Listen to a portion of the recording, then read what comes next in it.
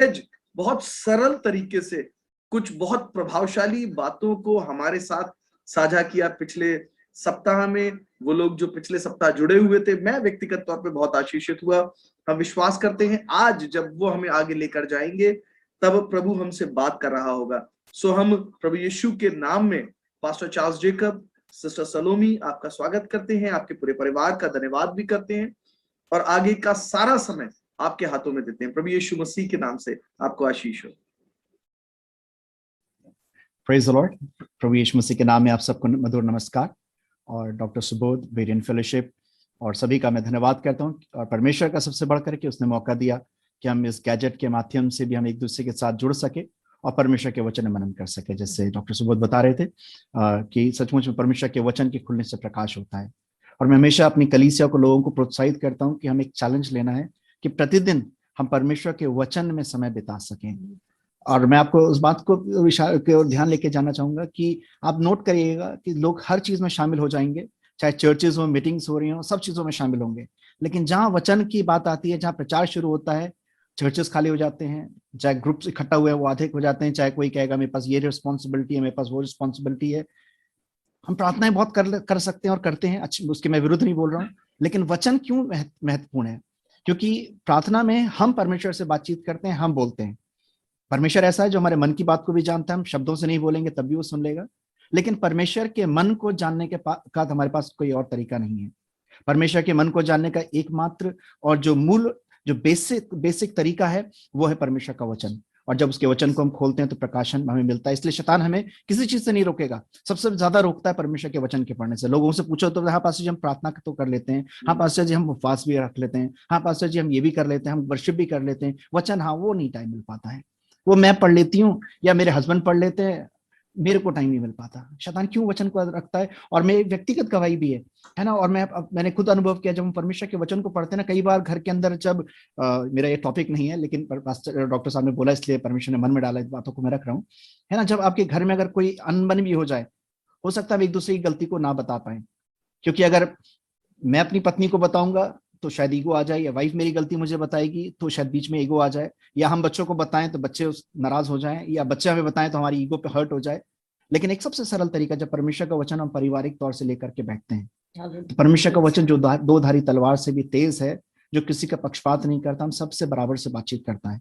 और वो मुझे कायल करता, अगर मेरी गलती है तो मैं अपनी पत्नी को खुद सॉरी बोल सकता हूँ, मेरी पत्नी मुझे सॉरी बोल सकती है, हम बच्चों को सॉरी बोल सकते हैं, बच्चे हमें सॉरी बोल सकते हैं, और परिवार में एक अद्भुत मेल मिलाप और एक अद्भुत दृढ़ रिश्ते हमारे कायम हो जाते हैं। ये परमेश्वर का वचन हमारा आधार है। और आज के शाम में आपको प्रोत्साहित करूंगा कि परमेश्वर के वचन को कभी कम मत होने दीजिए अपने जीवन में। प्रतिदिन, केवल फेलोशिप या मीटिंग्स की बात नहीं कर रहा हूँ, अगर आप वचन पढ़ते हैं तो बहुत अच्छी बात है, नहीं पढ़ते हैं तो मैं आपको चैलेंज देता हूँ कि प्रतिदिन मिनिमम 5 मिनट्स, ज्यादा समय नहीं बोल रहा हूँ, मिनिमम 5 मिनट्स अपने दिनचर्या में 24 घंटे में जरूर अलग करिए परमेश्वर के वचन को व्यक्तिगत और पारिवारिक तौर से पढ़ने के लिए। प्रार्थना करिए, अच्छी बात है, मैं उसके विरुद्ध नहीं बोल रहा हूँ, लेकिन प्रार्थना के साथ वचन अनिवार्य रूप से पढ़िए और परमेश्वर अवश्य में आशीष देगा। प्रभु का धन्यवाद हो उसके वचनों के लिए।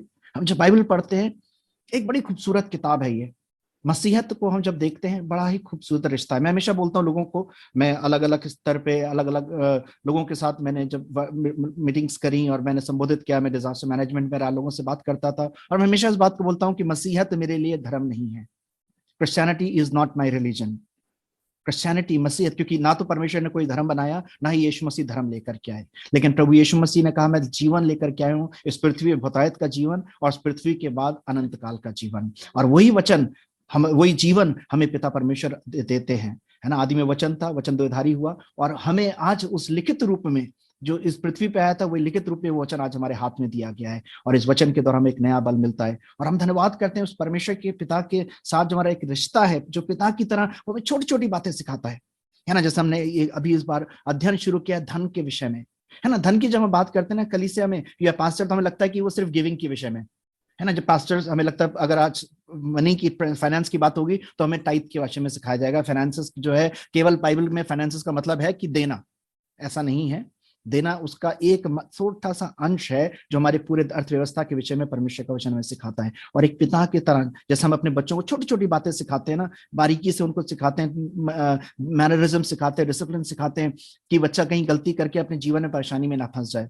वैसे ही हमारा स्वर्गीय पिता हमें बड़ी खूबसूरती के साथ छोटी छोटी बातें सिखाता है। मैं पिछली बार इस बात को बता रहा था कि बाइबल के अंदर 2350 से अधिक आयतें हैं जो धन संपत्ति के विषय में है। क्यों? क्योंकि ये सबसे ज्यादा महत्वपूर्ण हमारे जीवन के लिए एक चुनौतीपूर्ण विषय है, एक ऐसी चीज है जिसके बिना हम सर्वाइव नहीं कर सकते। सुबह उठने से लेकर के रात तक हमें इसकी आवश्यकता है, पैदा होने से लेकर के हमें मरने तक जरूरत है। चाहे हम गरीब हों, चाहे हम अमीर हों, चाहे हम सेवा करते हो, चाहे हम नौकरी करते हो, चाहे बिजनेस करते हो, हम कुछ भी क्यों ना करते हो, हमें पैसे की जरूरत है।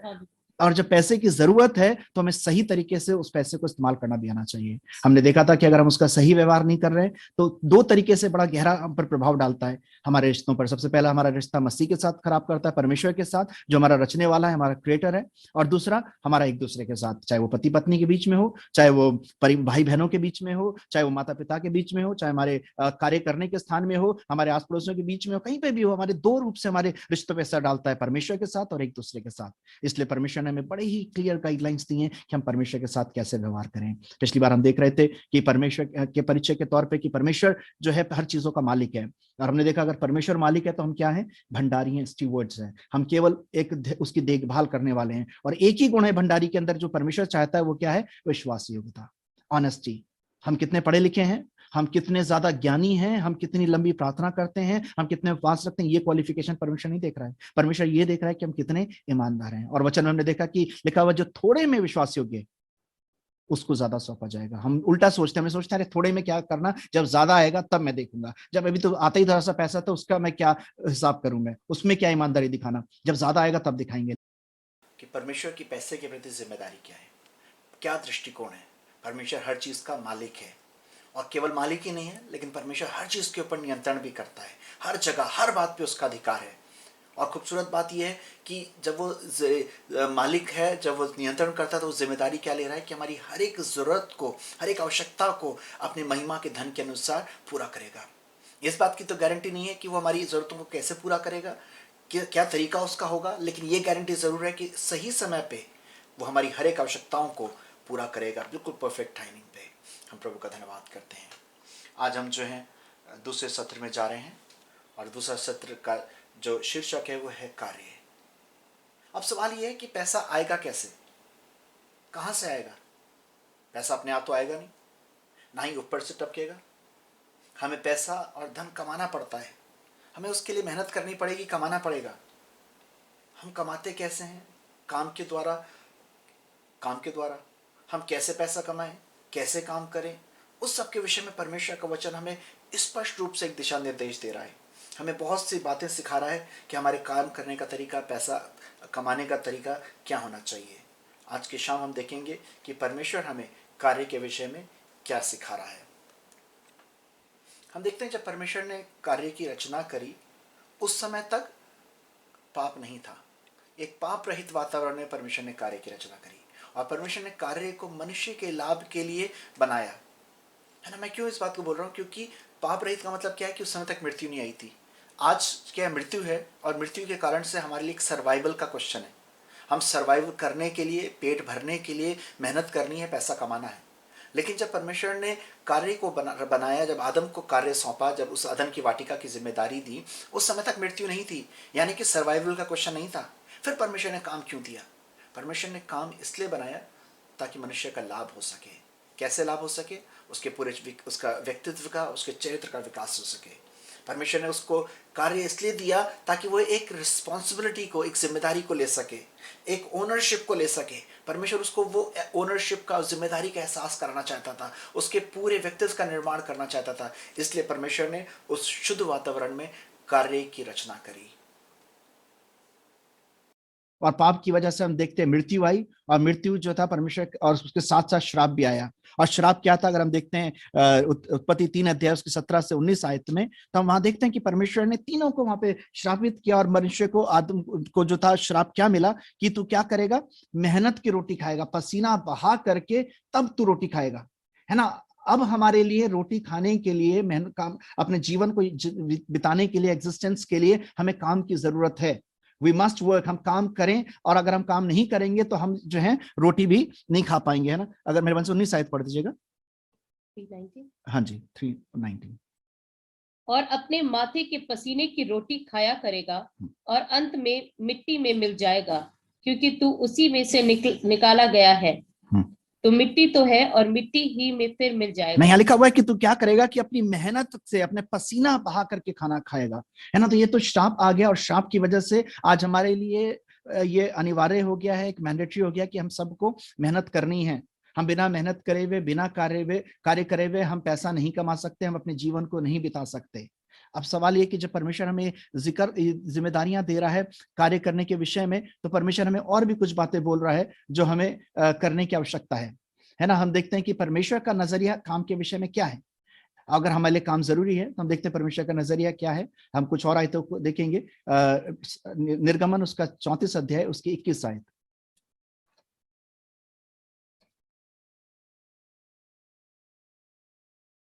छह दिन तो परिश्रम करना, परंतु सातवें दिन विश्राम करना, है ना। मैं पहले वाले भाग के ऊपर ध्यान दिलाना चाहता हूं आपको। यहाँ परमेश्वर का वचन क्या कह रहा है, कितने दिन हमें काम करना है? 6 दिन। 6 दिन। यानी कि हम आलसी बन करके अपने जीवन को नहीं बिता सकते। हम कई बार हमें लगता है जब मसीह में आ गए तो हम सिर्फ प्रार्थना करते रहे, उपवास करते रहे और परमेश्वर सब जरूरतों को पूरा करेगा। फिर मैं बोल रहा हूं, मैं प्रार्थना, मेरे ध्यान दीजिएगा, मैं प्रार्थना और उपवास के या किसी चीज के अगेंस्ट में नहीं बोल रहा हूं, लेकिन हमें बैलेंस में परमेश्वर के वचन को समझना जरूरी है। यहाँ परमेश्वर का वचन कह रहा है 6 दिन तू काम करना, है ना। यानी कि काम करना हमारे लिए अनिवार्य है। हम आराम की रोटी नहीं खा सकते। यहाँ तक कि दूसरा थिस्सलुनीकियों 3 अध्याय उसकी 10 आयत में हम देखते हैं पौलुस क्या बोल रहे हैं। दूसरा थिस्सलुनीकियों उसके 3 अध्याय 10 आयत में कि जो व्यक्ति मेहनत ना करे वो रोटी भी ना खाने पाए, है ना। बड़ी विचित्र बात है ना। हमें लगता है अब तो हम प्रभु में, हम कई बार हम बड़े ही टू स्पिरिचुअल हो जाते हैं। हम चीजों को टू स्पिरिचुअलाइज कर देते हैं और टू राइचियस, हमारी भाषा बड़ी राइचियस वाली, हम सुपर राइचियस वाली भाषा बोलने की कोशिश करते हैं। जरूरी है, ठीक है, हमें प्रार्थना की जरूरत है, हमें उपवास की जरूरत है, हमें सभाओं में जाने की जरूरत है, लेकिन परमेश्वर का दास कह रहा है, पौलुस जो कि खुद प्रभु का सेवक था, वो कह रहा था अगर जो मेहनत ना करे वो खाने भी ना पाए। हम जानते हैं पौलुस के जीवन को, हम जानते हैं पौलुस ने बहुत प्रभु की सेवा करी, लेकिन पौलुस बड़े मेहनती थे और मेहनत को क्या करते थे, व्यवसाय को वो साथ साथ अपना एक व्यवसाय भी करते थे उनका। अगर आप में से किसी को नहीं पता है तो आप देखिएगा, उनका टेंट मेकिंग का, तंबू बनाने का बिजनेस था और वो तंबू बनाते थे। जब वो सेवा में आए तो उनके अपनी सेवकाई को उन्होंने प्रिस्किला एक्विला के हाथों में सौंपा और वो उनके सेवा के एक तरीके से उनके मैनेजर्स थे जो उनके बिजनेस को देखते थे। यानी यहाँ पे परमेश्वर का वचन क्या कह रहा है, तो 6 दिन काम करना, यानी काम हमारे लिए नेसेसरी है। There is no other option to work, है ना। काम का कोई और दूसरा विकल्प नहीं है। हमें अगर पैसा कमाना है तो हमें काम करना पड़ेगा, ठीक है। हमें काम करने के लिए परमेश्वर वचन आज्ञा दे रहा है। और अगर हम जो सेवक हैं, जो सेवा करते हैं, हमें सेवा भी जो है हमारे लिए एक असाइनमेंट है, काम है। परमेश्वर पे एहसान नहीं कर रहे हैं, वो भी एक वर्क की तरह। हमें वर्क भी, सेवा को भी उसी डिग्निटी के साथ, उसी प्रोफेशनलिज्म का मतलब मैं पैसे कमाने के लिए नहीं बोल रहा हूँ। प्रोफेशनलिज्म का मतलब उस क्राइटेरिया को, उस स्टैंडर्ड को मेंटेन करके करना है जिस तरीके से हम अपनी नौकरी का स्टैंडर्ड मेंटेन करते हैं। हम ऐसा नहीं है कि हम नौकरी जब अपनी मर्जी से चले जाएं, हम जब चाहे उठ जाएं, जब चाहे ऑफिस ज्वाइन कर ले, हम एक प्रोटोकॉल को फॉलो करते हैं। वैसे अगर हम सेवक भी हैं तो सेवा में भी हमें एक स्टैंडर्ड को मेंटेन करना है, हमें उस मापदंड को पूरा करना है ताकि हम परमेश्वर की सेवा भी पूरे अच्छे तरीके से हम कर सकें। तो हमें मेहनत तो करनी है, पैसा कमाने के लिए मेहनत का कोई और विकल्प नहीं है। तो ये परमेश्वर का वचन हमें बता रहा है कि हमें मेहनत करनी है, हमें 6 दिन काम करना, यानी जितना ज्यादा मेहनत कर सके अच्छी बात है ना। अगर हम उसके नीति वचन 12 अध्याय की 24 आयत में हम देखते हैं कि और काम क्यों जरूरी है। कामकाजी लोग प्रभुता करते हैं, परंतु आलसी बेगार में पकड़े जाते हैं। हम देखते हैं यहाँ परमेश्वर का वचन कह रहा है कि but the lazy man will be put to force to labour. आप एग्जाम्पल के तौर पे दे सकते हैं कि कई बार परिवार के अंदर या आस पड़ोस में कुछ काम करवाना होता है ना, तो हम बोलते हैं, लोग सोचते हैं किससे काम करवाएं, तो लोग बोलते हैं अरे उस व्यक्ति के पास चले जाओ, वो तो फ्री है, उसको तो कहीं जाना ही नहीं है, वो तो घर पे ही होगा, उसको काम करवा लो, है ना। बेगारी में पकड़ा जाता है। हमारे चरित्र जो है उसका एक हनन हो जाता है, हमारा कोई चरित्र नहीं रह जाता लोगों के सामने अगर हम कोई काम नहीं करते हैं तो। आप देखिए, इतना इट्स नॉट अबाउट, हम ये बात नहीं कि हम कितना काम कर रहे हैं, कितना पैसा कमा रहे हैं। एक मजदूर भी है ना, आप उसको कुछ काम बोले कि भैया तुम मेरे लिए ये काम कर देना, वो आपको जवाब देगा नहीं जी साहब मेरे पास तो टाइम नहीं है, मैं तो सुबह 5 बजे निकल जाता हूँ, 6 बजे निकल जाता हूँ।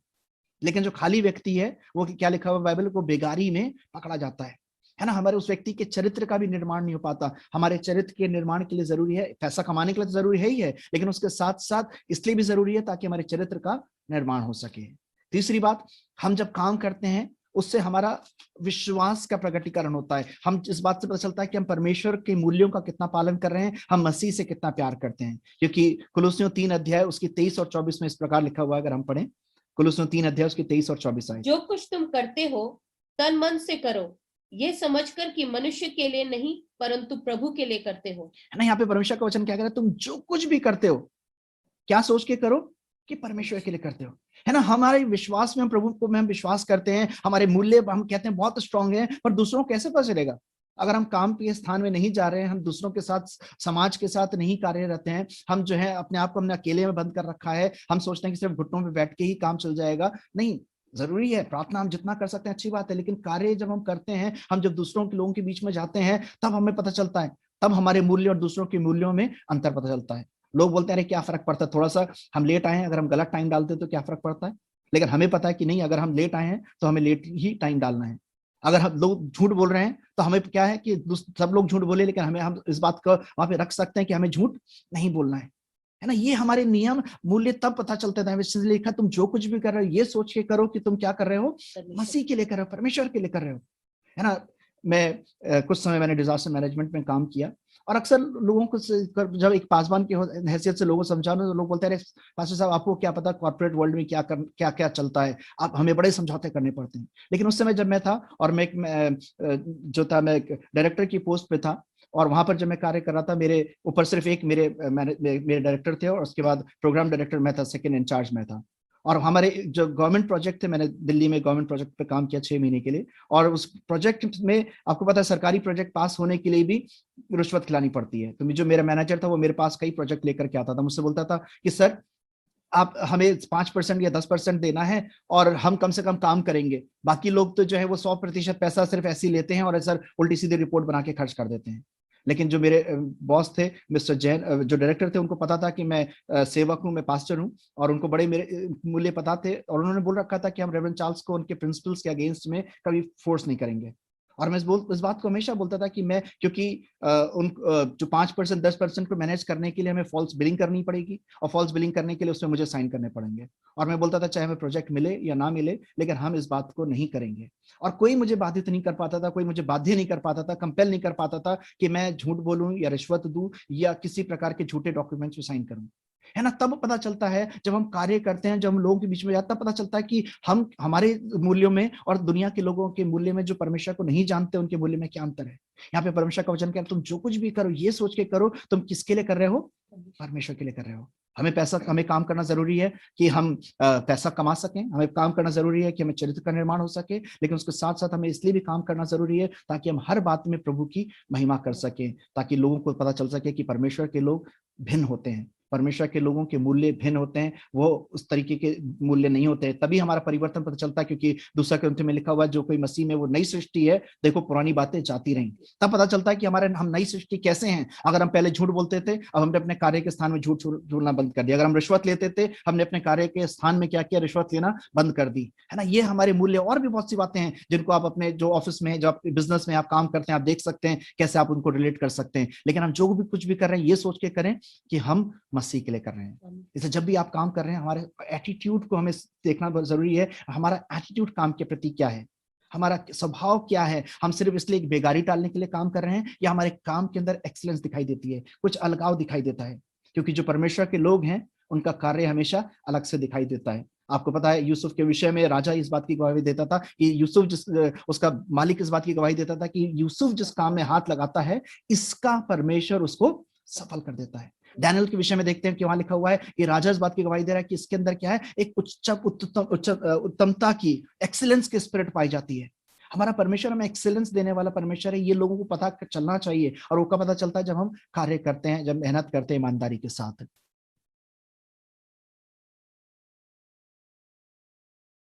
हम तीसरी बात देखते हैं कि परमेश्वर की जिम्मेदारी क्या है काम के प्रति।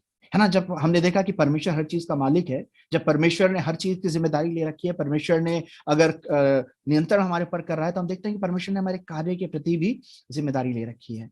निर्गमन 36 अध्याय की पहली आयत अगर हम देखते हैं, एक्सोडस 36 एंड वर्स 1। बसलेल और ओहोलीआब और सब बुद्धिमान जिनको यहोवा ने ऐसी बुद्धि और समझ दी हो कि वे यहोवा की सारी आज्ञाओं के अनुसार पवित्र स्थान की सेवा के लिए सब प्रकार का काम करना जाने, वे सब ये काम करें। है ना, यहाँ लिखा हुआ है कि परमेश्वर वो जो मंदिर बनाने का काम कर रहे थे, तो परमेश्वर ने क्या किया, उनको स्किल्स एंड एबिलिटीज दी, परमेश्वर ने निपुणता दी और योग्यता दी।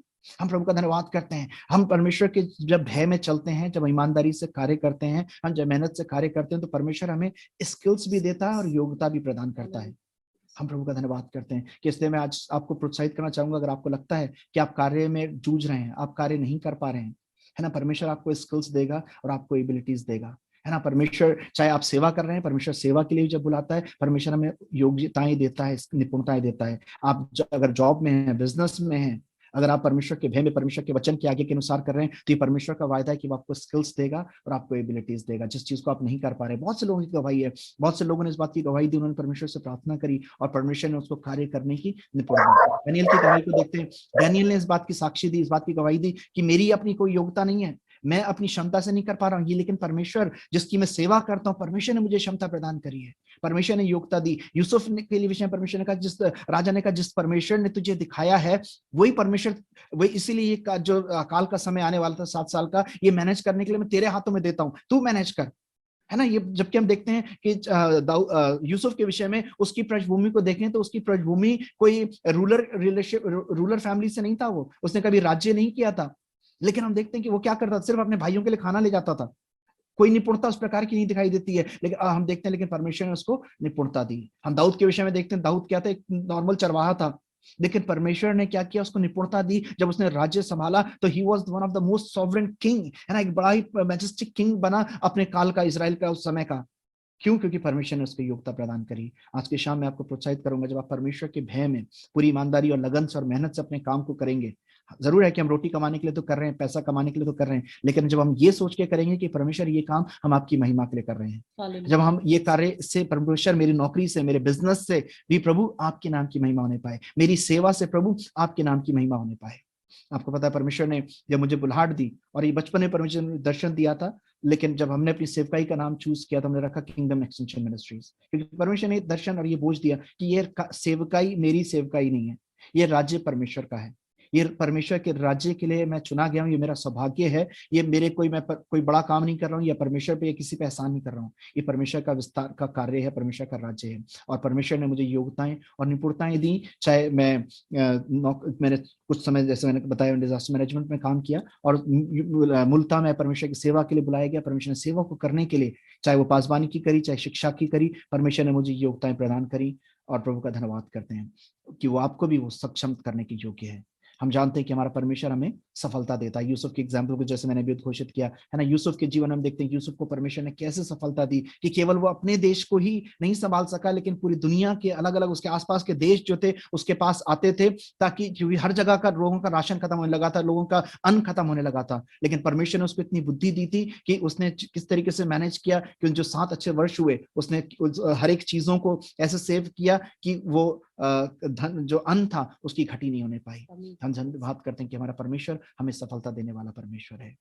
ये उत्पत्ति उसका, अगर हम 39 चैप्टर उसकी 2 और 3 आयत को अगर हम देखें, उत्पत्ति जेनेसिस 39 चैप्टर उसकी 2 and 3, second and third verse. यूसुफ अपने मिस्री स्वामी के घर में रहता था और यहोवा उसके संग था, इसलिए वह भाग्यवान पुरुष हो गया। और यूसुफ के स्वामी ने देखा कि यहोवा उसके संग रहता है, और जो काम वह करता है उसको यहोवा उसके हाथ से सफल कर देता है। हालेलुया। हम प्रभु का धन्यवाद करते हैं ना, यहाँ पे वचन में लिखा है लोग देखेंगे, आपको मुंह से बताने की जरूरत नहीं पड़ेगी। जब आप परमेश्वर के भय में रह करके ईमानदारी के साथ जब कार्य करेंगे, आप अपनी पूरी मेहनत करेंगे, तो परमेश्वर का वचन हमें क्या बोल रहा है कि वो हमें सफलता देगा। लोग इस बात की गवाही देंगे, आपको बताने की जरूरत नहीं पड़ेगी, कि परमेश्वर का वचन आपको बता रहा है कि वो क्या करेगा, कि लोग इस बात को देख करके बोलेंगे कि इसका परमेश्वर ये जिस काम में भी हाथ लगाता है सफलता देगा। हालेलुया। हम देखते हैं भजन संहिता 75 अध्याय उसकी 6 और 7 आयत में, Psalm 75 verses 6 and 7, भजन 75 उसकी 6 और 7 आयत। क्योंकि बढ़ती ना तो पूरब से और ना पश्चिम से और ना जंगल की ओर से आती है, परंतु परमेश्वर ही न्यायी है, वह एक को घटाता और दूसरे को बढ़ाता है। हम देखते हैं कि आज हम प्रमोशंस के पीछे भाग रहे हैं, कोई बुराई नहीं, अच्छी बात है, हम सबके एस्पिरेशंस, हम सबके सपने होते हैं, हम सब ऊंचाई पे जाना चाहते हैं, लेकिन लोग क्या कर रहे हैं, अपने तरीके अपनाते हैं। लोग बड़ी आसानी से कॉम्प्रोमाइज करने के लिए तैयार हो जाते हैं, है ना। लोग से कई बार मैं जब बात करता हूँ, लोग बोलते हैं क्या करें पास्टर जी, दुनिया में 100% तो हम ऐसे चल नहीं सकते, थोड़ा बहुत तो करना ही पड़ेगा। लेकिन परमेश्वर उस चीज को नहीं देख रहा है। परमेश्वर जो है 100% हमारा समर्पण चाहता है। अगर हम परमेश्वर के अनुग्रह को 100% चाहते हैं, हम परमेश्वर को पुकारना चाहते हैं, परमेश्वर के अनुग्रह को अपने जीवन 100% देखना चाहते हैं, तो हमारा समर्पण भी परमेश्वर के साथ उसके मूल्य में 100% होना जरूरी है। अगर आपको प्रमोशन चाहिए, आपको अगर बढ़ोतरी चाहिए, उन्नति चाहिए, तो परमेश्वर के हाथों में अपने आप को दे दीजिए। आपको कोई समझौता करने की जरूरत नहीं पड़ेगी, आपको कोई बेईमानी करने की जरूरत नहीं पड़ेगी, आपको कोई फॉल्स रिपोर्ट्स बनाने की जरूरत नहीं पड़ेगी, लेकिन परमेश्वर आपको ऊंचाइयों पर लेकर के जाएगा, वो ऊंचाइयां जिसकी आप कल्पना भी नहीं कर सकते। केवल समर्पण के साथ आप आगे बढ़ते चले जाएं, परमेश्वर आपको उठाएगा, संभालेगा। और ये जो कुछ भी मैं आपको बता रहा हूँ, ये मेरा व्यक्तिगत अनुभव है। जैसे मैं आपको बता रहा था, मेरे परमेश्वर ने मुझे बचपन से बुलाहट दी सेवा के लिए, और मैं अपनी बेसिक स्टडीज कंप्लीट करके सेवा में गया। और मेरी सेवा का पैटर्न जो है प्रेरितों 1 अध्याय उसकी 8 आयत पे रहा है कि तुम यरूशलेम, यहूदिया, सामरिया और उसके बाद संसार के छोर तक मेरे गवाह ठहरोगे। और मैं जब सामरिया वाले मोड में था, मैं शिमला में सेवा करी, उसके बाद दिल्ली आया। और दिल्ली में मैं क्योंकि मैंने डिजास्टर मैनेजमेंट किया हुआ था, तो एक संस्था के साथ मैं एक ऑनररी मेंबर था। और मैं वापस जब बरेली परमेश्वर लेकर के आ रहा था, तो मैंने बोला कि मैं अपनी चीजों से रिजाइन कर रहा था, कि मैं ड्रॉ कर रहा था। और तब मेरे पास जो वहाँ के संस्था के डायरेक्टर थे, मुझसे कहने लगे कि रेवरेंड चार्ल्स, देश को आपके जैसे जवानों की जरूरत है, आप क्यों नहीं थोड़ा समय देश की सेवा के लिए भी देते हैं। और मैंने उसको एक कान से सुन के दूसरे कान से निकाल दिया, क्योंकि मैं फुल टाइम मिनिस्टर था, पूरे समय की सेवा करता था। और उसके बाद बार बार सुबह दोपहर शाम कॉल आने लगे। और उस समय जब मोबाइल था, उस समय कॉल्स बड़ी महंगी हुआ करती थी, इनकमिंग भी जो थी 8.5 रुपए होती थी, तो फोन उठाने में भी डर लगता था। और उसके बाद जब लगातार फोन आ रहे, मैं थोड़ा सीरियस हुआ, गंभीर हुआ। मैंने अपने माता पिता, जो मेरे एक अच्छे मेंटर भी थे और मेरे पासवान भी थे, मैंने उनसे डिस्कस किया, प्रेयर पार्टनर से डिस्कस किया और प्रार्थना करी। तब उन्होंने बोला कि शायद इसमें कुछ परमेश्वर की मर्जी है। और मैंने तब हाँ बोला। और मैंने जो था 6 महीने के लिए कहा कि ठीक है, मैं 6 महीने जो है जो सरकारी एक प्रोजेक्ट था यमुना के ऊपर, उसमें मैंने कहा ठीक है, मैं इस संस्था आपके साथ जुड़ करके कार्य करूंगा। और तब परमेश्वर जो था मुझे उस वहां पर लेकर के गया। उस समय डिजास्टर मैनेजमेंट नया नया इंट्रोड्यूस हुआ था। मैं डिजास्टर मैनेजमेंट का इग्नू के बैच का फर्स्ट स्टूडेंट था। और उस समय ये डिजास्टर मैनेजमेंट जो है ये फॉरेस्ट मिनिस्ट्री के अंडर में आता है। और जब हमारी मीटिंग होती थी वो बड़े बड़े होटल्स में होती थी। उस समय शीला दीक्षित ने 2 हमें पर्सनली लंच होस्ट करे, और लंच होस्ट वहां पे मैं गया। और कई मिनिस्टर्स जो थे हमारी मीटिंग्स में आते थे। और मैं परमेश्वर सवाल पूछ रहा था कि परमेश्वर, मैं तो फुल टाइम मिनिस्ट्री की हूँ, तो आप मुझे यहाँ क्यों लेकर के गए। और तब परमेश्वर की आत्मा ने मुझे स्मरण दिलाया कि मेरी इच्छा थी कि मैं सेवा में आने से पहले कोई जॉब करूं, और जॉब करके वहां से रिजाइन करके तब सेवा में आऊं, ताकि लोग ये ना कह सकें कि कुछ नहीं कर सका इसलिए सेवा में चला गया। और तब परमेश्वर ने स्मरण दिलाया कि परमेश्वर वहां लेकर के इसलिए गया था। और मैंने प्रभु का धन्यवाद किया कि मैंने उस जॉब के लिए ना तो कोई इंटरव्यू दिया, ना कोई एप्लीकेशन दी, ना ही किसी से बातचीत करी, लेकिन डायरेक्ट मुझे कॉल किया गया और मुझे सीधे जो पदवी दी गई वो प्रोग्राम डायरेक्टर की थी। और वो मेरे पास जो सरकारी प्रोजेक्ट था, वैसा प्रोजेक्ट था कि दिल्ली जो है 12 जोन्स के अंदर डिवाइडेड है डीसीपीस के, और 12 जोन का डीसीपी का लेटर मेरे पास रहता था। मैं किसी भी थाने में जब जाता था तो मुझे परमिशन की जरूरत नहीं थी। हम जो भी प्रोग्राम करते थे, मैं सिर्फ अपना विजिटिंग कार्ड उस डीसीपी डीआईजी के लेटर की कॉपी लगाता था, और बेस्ट फोर्स जो थी वहां पहुंच जाती थी। जो विंग जो स्काउट्स एंड गाइड्स के विंग कमांडर थे, उनका पर्सनल नंबर मेरे पास था। और एक फोन पे 500 कैडेट्स आ जाते थे कि जिस जगह पर जो भी हम अरेंजमेंट, जो भी प्रोग्राम का जो आयोजन कर रहे थे। मैं आज आपको क्यों बता रहा हूँ कि जो बातें मैं आपको बता रहा हूँ ये कोई कहानी किस्सा नहीं है। क्योंकि हम कई बार बोलेंगे यूसुफ को तो हमने देखा नहीं, हमने दानियल को तो देखा नहीं, लेकिन मैं इसलिए बता रहा हूँ कि मैंने उस चीजों का अनुभव किया है। परमेश्वर वही है जो परमेश्वर बाइबल का परमेश्वर है। अगर वो मेरे जीवन के अंदर कार्य कर सकता है, तो आपके अंदर भी, आपके जीवन में भी कार्य कर सकता है। मेरे पास उसके बाद भी बड़े इन्विटेशंस थे, बड़े प्रपोजल्स थे, लेकिन मैं जानता था मेरी सेवकाई बुलाहट पूरे समय की सेवकाई थी। इसलिए मैंने 6 महीने के बाद उस प्रोजेक्ट को खत्म करके मैंने उस संस्था से फिर रिजाइन कर दिया। लेकिन मैं आपको बताना चाहता हूँ कि प्रमोशंस, एडवांसमेंट्स जो परमेश्वर की ओर से आते हैं, है ना। कई बार मैं जब लोगों से बोलता हूँ, लोग बोलते हैं ना, हम प्रार्थना भी कर रहे हैं और हमने रिश्वत भी तैयार कर रखी है, हम थोड़ा सा यहाँ पे भी करने के लिए तैयार हैं। लोग कई बार झूठे प्रोफाइल्स बना करके, झूठे वर्क एक्सपीरियंस भी बना के रख करके तैयार हो जाते हैं। लेकिन मैं आपको बताना चाहता हूँ, हम जहाँ पे समझौता करेंगे वो हमारे सामने आएगा। वचन में लिखा है, धोखा ना खाओ, परमेश्वर ठट्टों में नहीं उड़ाया जाता। हम जो बोएंगे वो काटेंगे। हम कई बार परमेश्वर से फिर सवाल करते हैं, प्रभु मेरे साथ क्यों, मैं तो इतना प्रार्थना करता हूँ, मैं तो इतना वचन पढ़ता हूँ। वचन केवल पढ़ने के लिए नहीं है, लेकिन वचन इसलिए कि हम उसके अनुसार चल सकें, है ना। यहोशू 1 अध्याय की 8 आयत में लिखा हुआ है कि परमेश्वर के वचन पर रात और दिन मनन करना। क्यों मनन करना? इसलिए कि बस हम बहुत बड़े इंटेलिजेंट हो जाएं, हमारा ज्ञान बहुत बढ़ जाए, इसलिए नहीं, ताकि तू रात और दिन उसके अनुसार चलने की चौकसी कर सके। व्यवस्था 28 अध्याय में लिखा है, वो आज्ञा है जो मैं तुझे आज दे रहा हूं, अगर तू उनके अनुसार चलने की चौकसी करे। तो 1 से लेकर 15 आयत में लिखा हुआ है, ये सारी आशीषें तेरे जीवन के अंदर आएंगी। हालेलुया। लेकिन बड़ी भयानक बात भी है, वचन में कि 16 आयत से लेकर के अंतिम आयत तक हम देखें, एक वो उससे 3 गुना दुगना 3 गुना पैसेज है। वहां लिखा अगर तू नहीं चलेगा तो ये सारे श्राप तेरे ऊपर आएंगे। हम परमेश्वर से सवाल पूछते हैं प्रभु क्यों, लेकिन हम भूल जाते हैं कि हमने क्या बोया है।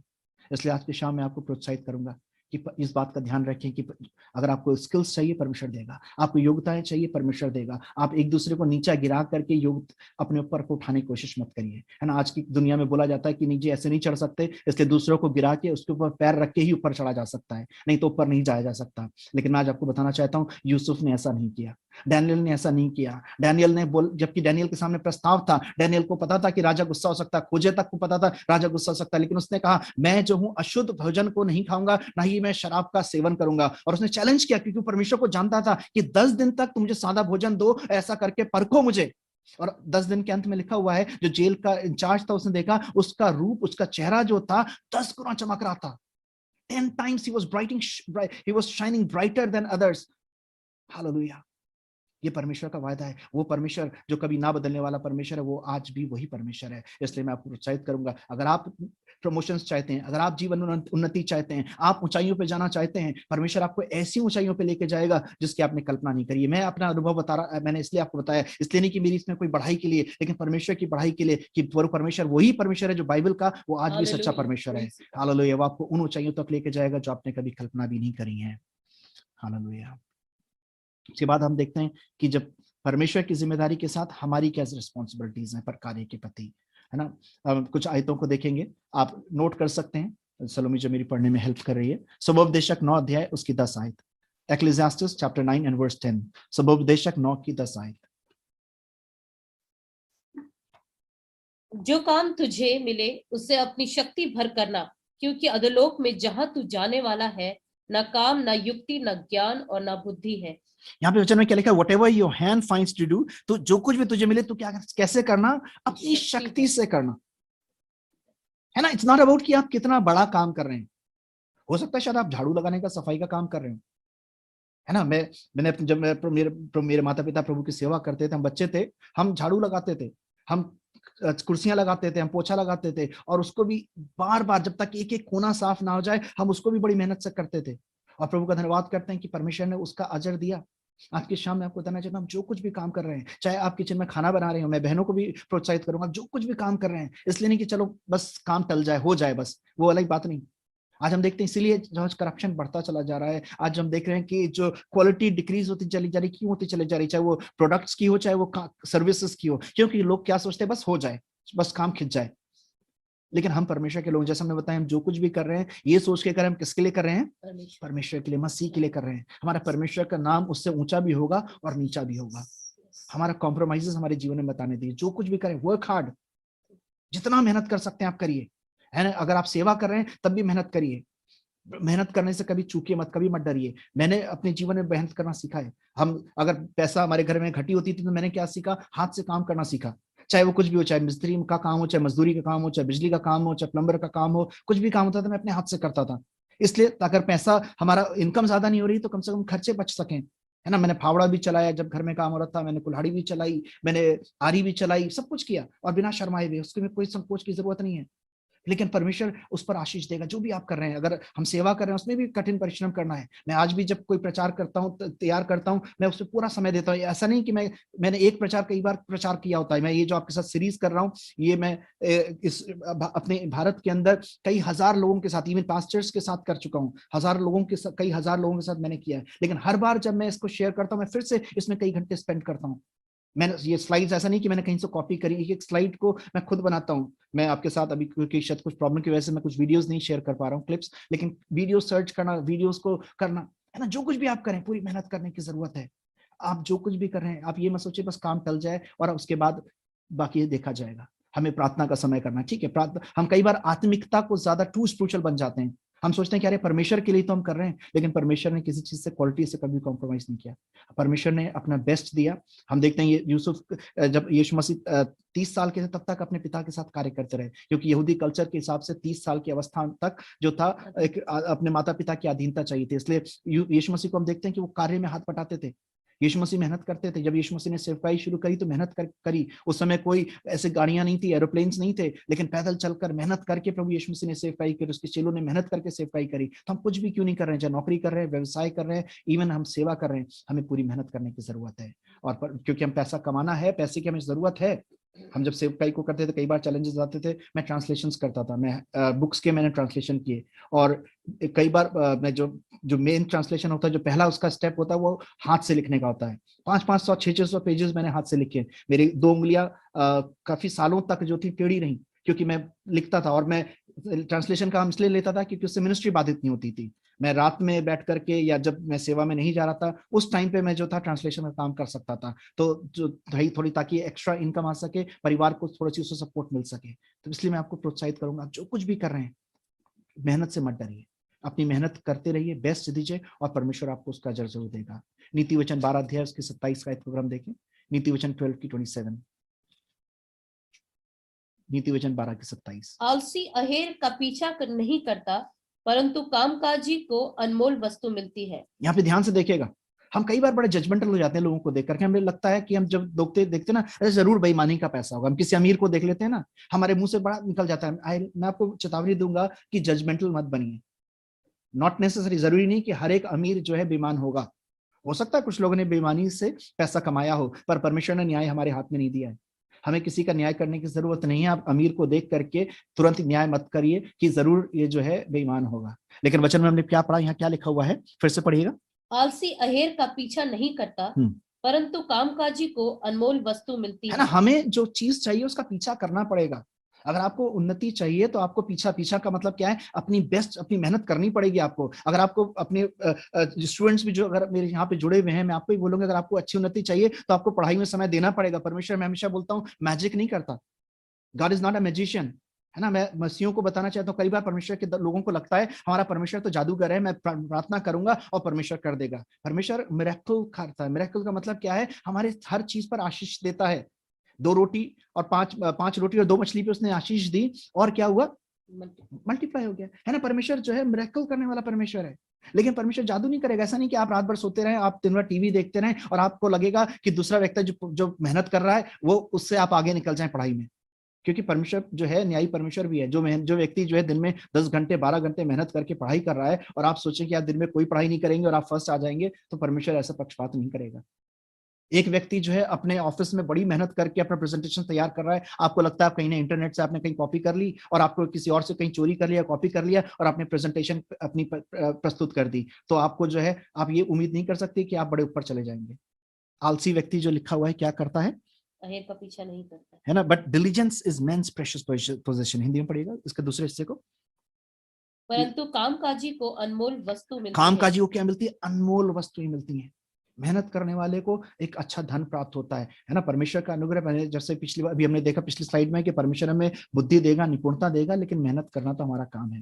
परमेश्वर हमारी मदद करेगा। परमेश्वर से, मैं इस कंप्यूटर को, इन गैजेट्स को हैंडल करना नहीं जानता था, लेकिन मैंने परमेश्वर से प्रार्थना करी। परमेश्वर जैसे जैसे आवश्यकता होती रही, परमेश्वर ने इन गैजेट्स को, पीपीटीज बनाने को, इन सब चीजों में परमेश्वर ने मदद करी और बुद्धि दी, जितना सहायता करी कि मैं इन चीजों को कर सकूं, है ना। परमेश्वर उत्तम चीजें प्रदान करेगा आपको, जिसकी आपने कल्पना कर रहे हैं और जिसकी कल्पना भी नहीं करी। क्योंकि कुरिन्थियों में लिखा हुआ है उसकी 2 में कि जो बातें हमारी आंखों ने नहीं देखी, जो कानों ने नहीं सुनी और जो कभी कल्पना भी नहीं करी, वो परमेश्वर ने अपने प्यार करने वालों के लिए तैयार करके रखी हुई है ना। प्यार करने का मतलब क्या है, यीशु मसीह ने बोला अगर तुम मुझसे प्यार करते हो तो क्या करोगे, मेरी आज्ञाओं को मानोगे, है ना। मुंह से प्यार करने वाले नहीं, यीशु मसीह ने तुम होठों से तो मेरा नाम लेते हो, लेकिन अपने कामों से क्या करते हो, मेरा इनकार कर देते हो। हमें केवल होठों से ही नहीं, लेकिन अपने हाथों से के कार्य से भी जो हमें अपने दिखाना है कि हम परमेश्वर तुझसे प्यार करते हैं।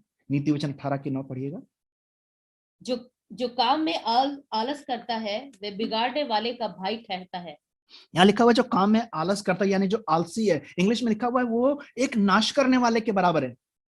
ध्यान दीजिएगा, अगर आप आलसी हैं तो परमेश्वर का वचन आपको एक डिस्ट्रॉयर से कंपेयर कर रहा है। अगर आप आलस के साथ काम कर रहे हैं, आपको लगता है कि आलस में चल जाएगा काम, तो आपको परमेश्वर का वचन बता रहा है you are equal to a destroyer. इसलिए सावधान होने की जरूरत है, मेहनत करने की जरूरत है। परमेश्वर का वचन हमसे चाहता है, हमारी जिम्मेदारी है काम के लिए कि हम जो कुछ भी करें अपना सर्वोत्तम दें, अपनी पूरी मेहनत के साथ करें। दूसरा थिस्सलुनीकियों 3 की 8 और 9 पढ़ें। यहाँ पे पौलुस कह रहे हैं, दूसरा थिस्सलुनीकियों 3 8 और 9।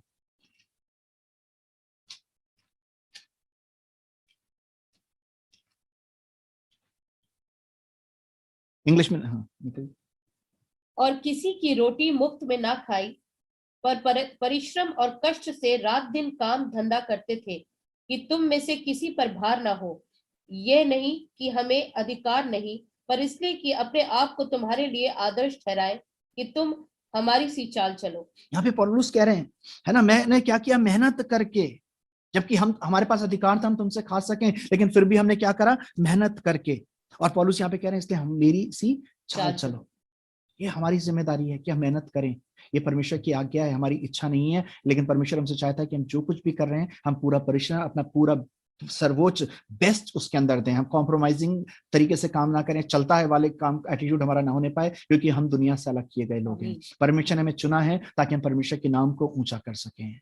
फिर दूसरी चीज हम देखते हैं कि हमें ओवरवर्क भी नहीं करना, हमें बैलेंस करना बड़ा जरूरी है। निर्गमन 34 अध्याय की 21 आयत को फिर हम देखेंगे। 6 दिन तो परिश्रम करना, परंतु 7वें दिन विश्राम करना, वरन हल जोतने और लेवने के समय में भी विश्राम करना। ठीक है, जरूरी है। यहाँ पे परमेश्वर का वचन कह रहा है कि तू 6 दिन तो काम करना, लेकिन 7वें दिन क्या करना, विश्राम देना। अब हम दूसरे हिस्से पे देख रहे हैं, परमेश्वर का वचन क्या कह रहा है, तू विश्राम करना।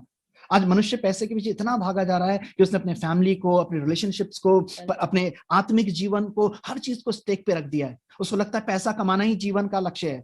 हमें संतुलित होना बड़ा जरूरी है। परमेश्वर का वचन हमें संतुलन सिखाता है। हम टू मच सुपर राइचस नहीं हो सकते, कि हम ऐसा नहीं कि हम केवल प्रार्थना ही करते रहें, लेकिन हम जो है टू मच जो है हम परमेश्वर के काम को भी नहीं दे सकते कि हम सब कुछ भूल जाएं।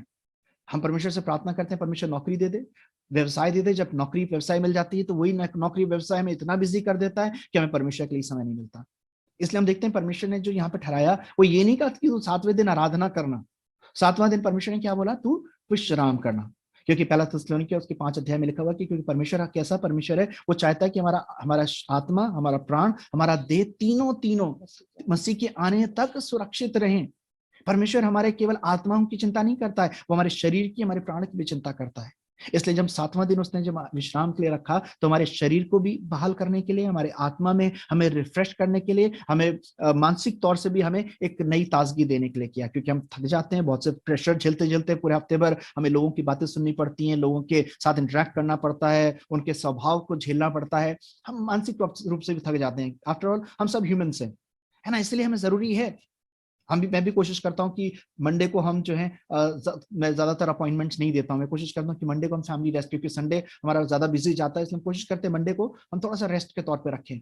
लेकिन परमेश्वर का वचन कह रहा है कि हम 6 दिन काम करें, 7वें दिन विश्राम करना जरूरी है। इसलिए हमें अपनी जीवन की प्राथमिकताओं को पहचानना बड़ा जरूरी है कि हमारे जीवन की प्राथमिकताएं क्या हैं। अपने परिवार के प्रति, अपनी पत्नी के प्रति, अपने बच्चों के प्रति, अपने कलीसिया के प्रति, सेवकाई, हर एक चीज के प्रति हमें अपनी जिम्मेदारी को समझना है। इसलिए हमें मेहनत करनी है, लेकिन ओवरवर्क भी नहीं करना है कि हमारा बाकी चीजों में समय कट हो जाए, ताकि हमारे रिश्ते खराब ना हो, एक हमारे पारिवारिक संबंध, हमारा घर का माहौल खराब ना होने पाए।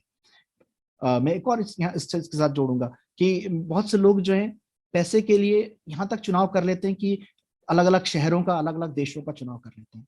लेकिन वचन में लिखा है जिसको परमेश्वर ने जोड़ा उसको मनुष्य कोई भी चीज अलग ना करे। मैं आपको प्रोत्साहित करूंगा कि अगर आपके सामने प्रपोजल आता है, आप ऐसा करते हैं, तो कभी इस चीज का चुनाव मत करिएगा। आपकी नौकरी, आपका पैसा भी पति पत्नी को अलग ना करने पाए, क्योंकि परमेश्वर आपके थोड़े पर भी आशीष देगा। आप थोड़ा देकर, थोड़ा कमा करके रहेंगे, परमेश्वर उस पर आशीष देगा। क्योंकि अलग अलग जा करके आप शायद बहुत कुछ कमा तो लेंगे, लेकिन अपने हाथ से वो रिश्ते, वो लम्हे, वो समय, जब बच्चों को आपको पालन पोषण का समय, वो आपके हाथ से निकल जाएगा, और शायद बच्चे आपके नियंत्रण से निकल जाएं। और फिर बाद में अंत में आप पैसा तो बहुत कुछ कमा चुके होंगे, लेकिन जब आप अपने बच्चों के जीवन को देखेंगे, केवल आप आंसू बहाएंगे और केवल विलाप करते रह जाएंगे। इसलिए आप काम करें, लेकिन इतना काम ना करें कि आपके बच्चे, आपकी जिम्मेदारियां आपसे छूट जाएं। तीसरी चीज हम देखते हैं व्यवस्था, उसका 19 अध्याय की 11 आयत, लेविटिकस 19 and verse 11। तुम चोरी ना करना, और एक दूसरे से ना तो कपट करना और ना झूठ बोलना। यहाँ पे दिखा है कि हमें जो भी हम काम करते हैं, हमें क्या करना है, हमें ईमानदार होना जरूरी है। वी हैव टू बी, हमें पूरी ईमानदारी के साथ, पूरी खराई के साथ कार्य करना है। आप बोल सकते हैं क्या करें, सब तो झूठ बोल रहे हैं, पर इसलिए तो परमेश्वर ने मुझको और आपको बुलाया है। शायद सब लोग झूठ बोल रहे होंगे, लेकिन परमेश्वर ने आपको बुलाया ताकि आप झूठ ना बोलें। हो सकता है सब लोग फॉल्स बिल दे रहे होंगे ना। लोग अक्सर, मैं एक संस्था के साथ ट्रांसलेशन का मैंने काम किया, लोग कई बार मुझे बोलते थे कि अरे आप जो है क्या फर्क पड़ता है, आप जो है आप फर्स्ट एसी का रिजर्वेशन कराओ, उसको कैंसिल करा करके, और लोग क्या करते थे, उसको करा करके पैसा ले लेते थे और फिर स्लीपर का टिकट लगा देते थे। लोग बोलते थे ऐसा कर लीजिए, है ना। लोग आप यही बोलेंगे, अरे सब तो कर रहे हैं, मैं भी कर लेता हूँ, तो कौन सी बड़ी बात है ना। लेकिन वचन लिखा, धोखा ना खाओ। फिर मैं उसको रिमाइंड कर रहा हूँ, धोखा ना खाओ, जो बोएंगे वो हम काटेंगे। हो सकता है शायद आपने आज, बड़ा आसान है कि आपको आपको कोई ऑफिस की कोई जिम्मेदारी दी गई, आपने 100 रुपए का खरीदा है और आपने 500 रुपए का या 200 रुपए का बिल बनवा लिया। आपको मेडिकल का रिइंबर्समेंट मिलता है तो झूठे मेडिकल के बिल बनवा लेते हैं, है ना। आप क्या कर रहे हैं, झूठे बिल बनवा करके बीमारियों को इन्विटेशन दे रहे हैं। परमेश्वर ने आपको स्वस्थ रखा तो आपने शायद 1000 रुपए का आपको रिइंबर्समेंट मिल गया, लेकिन आपने शायद कितनी बड़ी बीमारी को, कितनी बड़ी आपत्ति को अपने और अपनी संतान के लिए बुला लिया, आपको पता भी नहीं है। परमेश्वर चाहता है कि हम ईमानदार बने। मैं इस पे ज्यादा नहीं बोलूंगा क्योंकि एक बहुत ही बड़ा विषय है और जिसपे हम एक अलग से एक टॉपिक के रूप में अध्ययन करेंगे इसी सीरीज के अंदर, पैसे के विषय में। जो हमारी ईमान, क्योंकि जब हम देखते हैं ना ईमानदारी की जब आती है ना, जब वो पैसे के ही क्षेत्र में है, जब हमारी ईमानदारी के ऊपर सबसे बड़ा चैलेंज आता है। इसलिए एक बड़ा विस्तृत में हम इसके ऊपर हम एक अलग से एक टॉपिक के रूप में स्टडी करेंगे। चौथी चीज हम देखते हैं, पहला पत्रस 2 अध्याय की 18 आयत में हमें क्या करना है, अपने एम्प्लॉयर्स का, जो हमारे हमें हमसे ऊपर हैं, हमारे बॉस हैं, हमें क्या करना, उनका आदर करना है। पहला पत्रस 2 अध्याय उसकी 18 आयत का। हे सेवकों, हर प्रकार के भय के साथ अपने स्वामियों के अधीन रहो, न केवल उनके जो भले और नम्र हों, पर उनके भी जो कुटिल हों। है ना, परमेश्वर का वचन क्या कह रहा है, जो हमारे स्वामी हैं हमें उनके अधीन रहना, उनका आदर करना है। ये नहीं कि जो के अच्छे हैं, है ना। अब दुनिया में एक बड़ी अच्छी एक मतलब एक बात कही जाती है ना, और हम लोग कई मसीह लोग इसी का के पीछे चलने लगते हैं। बोलते हैं इज्जत तो कमाई जाती है, इज्जत दोगे तो इज्जत मिलेगी, इज्जत नहीं दोगे तो इज्जत नहीं मिलेगी। परमेश्वर का वचन क्या अभी ये नहीं कह रहा है। वचन क्या कह रहा है, जो हार्श हैं, जो रूड हैं, जो शायद हमें लगता है कि आदर के योग्य भी नहीं है, लेकिन फिर भी परमेश्वर का वचन हमें क्या कर सिखा रहा है कि हमें आदर करना है। हम उसका नहीं, लेकिन जो परमेश्वर ने अधिकारी, उनका अधिकार जो हमारे पर ठहराया, मुझे उसका आदर करना है। इसलिए हमें क्या करना है, अपने आप उनके सबमिसिव रहना, उनके अधीन रहना है। परमेश्वर हमारी सहायता करे। और मैं आपको फिर प्रोत्साहित करूंगा कि अपने जहां भी आप कार्यरत हैं, चाहे आप मिनिस्ट्री में हैं तो अपने सीनियर पास्टर्स का, अपने लीडर्स का, अगर आप किसी नौकरी में हैं, चाहे बिजनेस में हैं, तो आपका जो भी हेड है उसकी इज्जत करना, उसकी रिस्पेक्ट करना बहुत जरूरी है। और ये मैं नहीं बता रहा हूँ, ये परमेश्वर का वचन सिखा रहा है। और एक और चीज जो परमेश्वर का वचन बड़ा क्लियरली कह रहा है, वो नहीं जो केवल अच्छे हैं, not only to godly people, जो हमेशा आपको लगता है यही इज्जत के लायक है तो इसी की इज्जत करूंगा। हो सकता है आपकी नजरिए में वो इज्जत के लायक नहीं है, दुनिया की नजर में वो इज्जत के लायक नहीं, लेकिन परमेश्वर का वचन हमें सिखा रहा है हमें आदर करना है। क्योंकि फिर वही वाली बात है, हमेशा इस बात को याद रखिएगा, हम जो बोएंगे वही काटेंगे। एक पांचवी बात हम जो देखते हैं वो पाई जाती है नीति वचन 30 की 10 आयत में, प्रोवर्ब्स चैप्टर 30 एंड वर्स 10। किसी दास की उसके स्वामी से चुगली ना करना, ऐसा ना हो कि वह तुझे श्राप दे और तू दोषी ठहराया जाए। हम देखते हैं कि परमेश्वर का वचन क्या कह रहा है कि अपने किसी भी जो आपके कलीग्स हैं, इंग्लिश में वर्ड लिखा do not slander against them, है ना। कई बार हम क्या करते हैं, दूसरों की टांग, एक बड़ा है ना कि दूसरों की टांग खींच के हम ऊपर चढ़ना चाहते हैं। हम उसके लिए चाहे हमें दूसरों की बुराई करनी पड़े, दूसरों की चुगली करनी पड़े, हमें दूसरों के लिए कुछ ना कुछ गलत कार्य करना पड़े, लेकिन परमेश्वर का वचन हमें स्पष्ट रूप से मार्गदर्शन दे रहा है कि हम क्या करें, अपने जो सहकर्मी हैं, जो हमारे साथ काम करने वाले हैं, हम उनकी कभी चुगली ना करें, उनको स्लैंडर ना करें, उनकी बुराई ना करें, उनको नीचे गिराने की कोशिश ना करें। हम अगर किसी की भलाई कर सकते हैं तो हम करें। डैनियल के जीवन से एक बड़ी अद्भुत चीज है जो मुझे बड़ा प्रोत्साहित करती है, बहुत अच्छी लगती है। हम देखते हैं कि जब डैनियल जब राजा के सामने उसको नौकरी मिल गई, वो तो ऐश आराम से था, लेकिन डैनियल ने क्या किया, अपने तीनों दोस्तों सदरक मेशक अबेदनीगो को भी याद किया और उनका फेवर किया और उनको भी नौकरी दिलवाई। उसको हम डरते हैं कि अरे मैंने उसका अगर भला कर दिया, अगर वो भी यहाँ पर आ गया तो ऐसा ना हो कि मेरी जॉब खतरे में पड़ जाए, मेरा काम खतरे में पड़ जाए, या मेरी इंपॉर्टेंस कम हो जाए, है ना। कई बार सेवा में भी लोगों, हम दूसरों को आगे करने से डरते हैं, है ना। हमें लगता है कि ऐसा ना हो कि वो मुझसे ज्यादा इंपॉर्टेंस वो ले ले। लेकिन हम देखते हैं डैनियल ने क्या किया, उस बात का आदर किया, अपने दोस्तों को जो था उसका उनको स्मरण किया और उसने दोस्तों को भी जॉब दिलवाई, उसकी वजह से उसके दोस्तों को जॉब मिली। लेकिन उससे ऐसा नहीं था कि डैनियल का स्तर नीचा हो गया। हम देखते हैं डैनियल का स्तर लगातार ऊंचा होता चला गया। वो गवर्नर बना और गवर्नर बनते बनते लास्ट में देखते हैं वो तीसरे नंबर का राजा बन गया। परमेश्वर उसके स्टैंडर्ड को बढ़ाता चला गया। इसलिए हमेशा याद रखिए, किसी की बुराई करके, अपने सहकर्मियों को नीचा दिखा करके, उनको बुराई करके ऊपर जाने का तरीका ये ईश्वरीय तरीका नहीं है। परमेश्वर आपको वैसे ही लेकर के जाएगा, जैसा मैं देखा कि परमेश्वर का जिम्मेदारी है कि वो क्या करेगा, आपको प्रमोशंस देगा, है ना। आज की शाम जो मैंने बातें बताई उसको फिर से मैं दोहराऊंगा कि परमेश्वर का नजरिया क्या है, हमें मेहनत करनी है, हमें काम करना है, ताकि इसलिए नहीं कि हम अपने पेट को भर सकें, इसलिए भी ताकि हमारे चरित्र का निर्माण हो सके। परमेश्वर चाहता है कि हम क्या करें, हम इसलिए मेहनत करें, जो कुछ भी करें पूरी अपनी पूरी से करें, क्योंकि परमेश्वर अगर हमें जब मेहनत से करेंगे, परमेश्वर हमें क्या देगा, स्किल्स भी देगा, एबिलिटीज देगा, परमेश्वर हमारी मदद करेगा, सफलता परमेश्वर देगा, प्रमोशंस परमेश्वर देगा। और हमारी जिम्मेदारी क्या है, हम जो कुछ भी करें पूरी मेहनत के साथ करें, पूरी लगन के साथ करें, ईमानदारी के साथ करें, अपने हम परमेश्वर का हिस्सा परमेश्वर को दें, है ना तो हमें आलस दिखाएं और ना ही जरूरत से ज्यादा काम करें। हमें बैलेंस करना, संतुलन करना बहुत जरूरी है। अपने इस कार्य को, अपने परिवार को, अपनी एक एक जिम्मेदारी को संतुलन करना जरूरी है, संतुलित करना जरूरी है।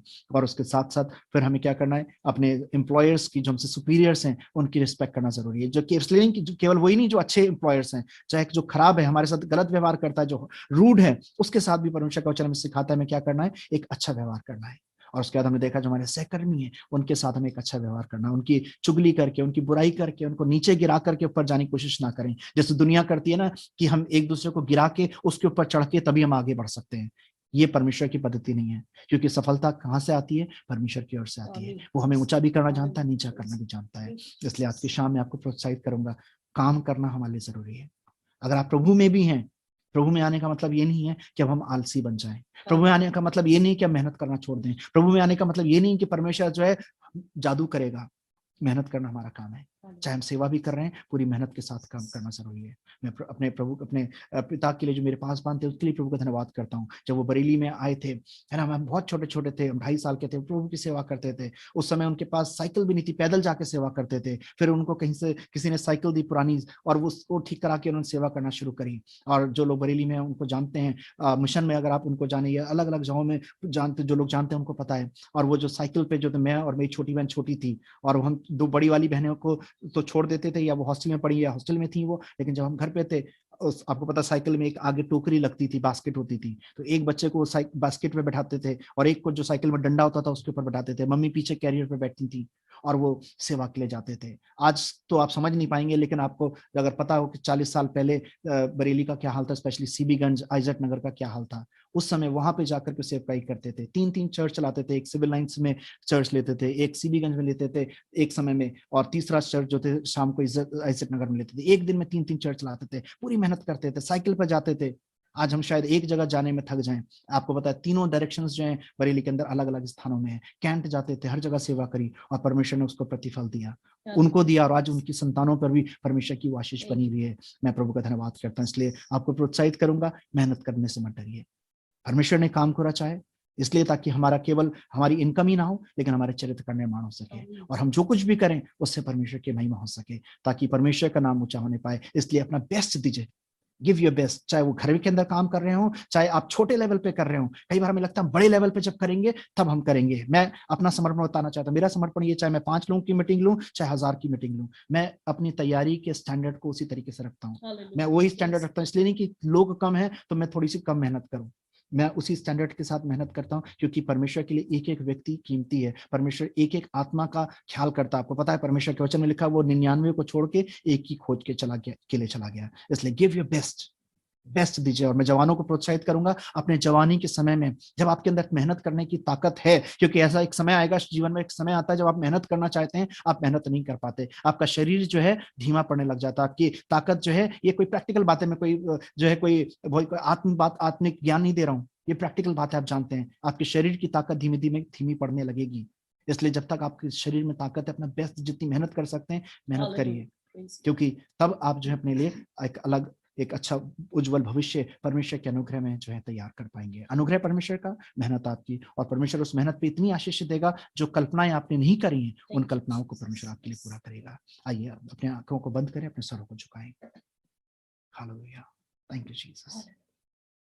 हमने जो कुछ परमेश्वर के वचन में देखा, अगर काम के विषय में परमेश्वर के वचन के आधार पर कोई भी गलती हुई है, हम प्रभु से बोल सकते हैं, प्रभु मुझे क्षमा करिए, और समर्पण कर सकते हैं, प्रभु मैं आपके वचन के मूल्यों को लेकर के प्रभु मैं उनको आगे बढ़ सकूं, क्योंकि पैसा कमाना ही मेरे जीवन का लक्ष्य ना होने पाए प्रभु, लेकिन मैं इस बात को ध्यान रख सकूं कि पैसा कमाने के साथ साथ आपकी महिमा करना, परिवार की देखभाल करना, हर चीजों को संतुलित रखना, आपको समय देना भी मेरी जिम्मेदारी है प्रभु। और आपने मेरा जिम्मेदारी ली है प्रभु कि आप मेरी जरूरतों को ही पूरा नहीं करेंगे, लेकिन मुझे बुद्धि देंगे, स्किल्स देंगे, एबिलिटीज देंगे, मुझे सफलता देंगे, वो प्रमोशंस देंगे जिसकी मैंने उम्मीद नहीं करी है प्रभु। मुझे कॉम्प्रोमाइजेस की जरूरत नहीं है। मेरे झूठे सर्टिफिकेट्स मुझे ऊंचाइयों पे नहीं ले जा सकते प्रभु, लेकिन आपका वायदा है कि आप मुझे उन ऊंचाइयों पे लेके जाएंगे जिनकी मैंने कल्पना नहीं करी। आप डैनियल को लेके गए, आप यूसुफ को लेके गए, आप दाऊद को लेकर के गए। आप वही परमेश्वर आज भी हैं प्रभु, जो मुझे ऊंचाइयों पे लेकर के जाने की ताकत रखते हैं प्रभु। इसलिए मैं अपनी बुद्धि का सहारा ना लूं प्रभु, लेकिन संपूर्ण मन से आप पे निर्भर होती हुई आगे बढ़ सकूं। प्रभु मैं धन्यवाद करता हूं आपके वचनों के लिए, फिर आपके हृदय के लिए, कि एक बाप की तरह अपने बच्चों को छोटी छोटी बारीकी की चीजें सिखाते हैं प्रभु। हम एक बच्चे की तरह ईमानदारी से उनको सीखते हुए अपने जीवन में अप्लाई करते हुए, लागू करते हुए आपने आगे बढ़ सके। हमारी सहायता करिए। जो गलतियां हुई उसके लिए मैं क्षमा चाहता हूं, हमको क्षमा करिए। सारा आदर हम आपको देते हैं प्रभु यीशु के नाम से, आमीन।